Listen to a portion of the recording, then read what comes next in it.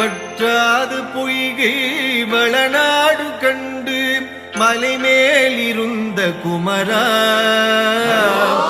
உற்றார் எனக்கு ஒரு பேரும் இல்லை